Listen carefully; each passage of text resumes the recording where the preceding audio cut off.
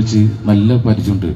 അങ്ങനെ എന്നെ സ്കൂളിലെ വോളിബോൾ ടീമിലെ ക്യാപ്റ്റനാക്കുകയും പിന്നെ വേറെ കുറച്ച് പിള്ളേരെ അറേഞ്ച് ചെയ്ത് വോളിബോൾ കോച്ചിങ് തരാൻ തുടങ്ങി. അപ്പോൾ എനിക്ക് കുറച്ചും കൂടി കാര്യങ്ങൾ അറിയാമായിരുന്നു. ഇവിടുന്ന് പഠിച്ച് വോളിബോൾ പഠിച്ച് ശരിക്കും കളിച്ച് വളർന്നുകൊണ്ട് എനിക്ക് കറക്റ്റായിട്ട് അറിയാമായിരുന്നു.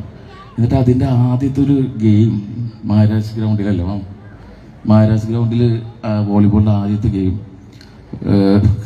കളി വോളിബോൾ കളിക്കാൻ പോയപ്പോൾ ഇവിടുന്ന് എല്ലാ സുഭാഷ് ക്ലബിലെ അമ്മമാരും അവിടെ വരികയും തോക്കാൻ പോണ ഞങ്ങളെ, നല്ല ടീമിനായിട്ട് കളിച്ചുകൊണ്ടിരിക്കണം, തോക്കാൻ പോണ ഞങ്ങളെ ഇവർ പുറത്തുനിന്ന് കൈയടിച്ച് ആ കളി ജയിപ്പിച്ച് അതൊന്നും എനിക്കിപ്പോഴും മറക്കാൻ പറ്റില്ല. പിന്നെ എന്താ പറയുക, ഞാൻ സംവിധാനം ചെയ്ത എൻ്റെ സിനിമയാണെങ്കിലും അതിലെ തുടക്കം തന്നെ ആ കുട്ടി മീനെങ്ങനെ എടുത്ത് വായിലിട്ട് ഓടിക്കളയുന്ന ആ സീന് ശരിക്കും പറഞ്ഞാൽ എൻ്റെ ജീവിതത്തിൽ ഇവിടെ നസീമാമ അന്ന് കുറേ മീനുകളെ വളർത്തുമായിരുന്നു. സാരിവാലനും ഇതൊക്കെ ഉണ്ട്. ഫുൾ ടൈം വന്നിട്ടുണ്ടെങ്കിൽ നമ്മളിങ്ങനെ ഉന്നം വെച്ചിരിക്കും.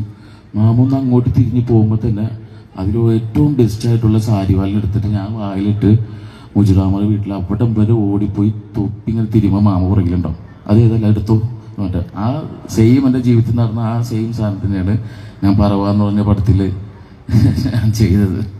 അപ്പോൾ അതുകൊണ്ട് എനിക്ക് ഇവിടെ നിന്ന് കിട്ടിയിരിക്കുന്നത്, ഇവിടെ ഞാൻ ചെയ്തിരിക്കുന്നത് പല കാര്യങ്ങളുമാണ് എൻ്റെ ജീവിതത്തിലും എൻ്റെ എന്താ പറയുക സിനിമയിലും ആണെങ്കിലും എല്ലാ കാര്യങ്ങളിലും കൂടുതലും എനിക്ക് ലഭിച്ചിരിക്കുന്നതും എന്തും സംഭവിച്ചിരിക്കുന്നത്, എന്തും മുന്നോട്ട് എന്നെ കൊണ്ടുപോയിരിക്കുന്നതും മതിലകത്ത് നിന്നാണ്.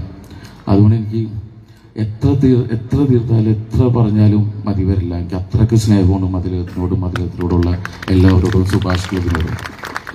പിന്നെ എനിക്ക് സ്റ്റേറ്റ് അവാർഡാണെങ്കിലും പല അവാർഡുകളും കിട്ടിയിട്ടുണ്ട്. പക്ഷേ എനിക്ക് ഇതേപോലെ മനസ്സ് തുറന്ന് സന്തോഷിച്ചിട്ടുള്ളൊരു എന്താ പറയുക ഒരു അംഗീകാരം എൻ്റെ ജീവിതത്തിൽ ഇന്നേ വരെ കിട്ടിയിട്ടില്ല.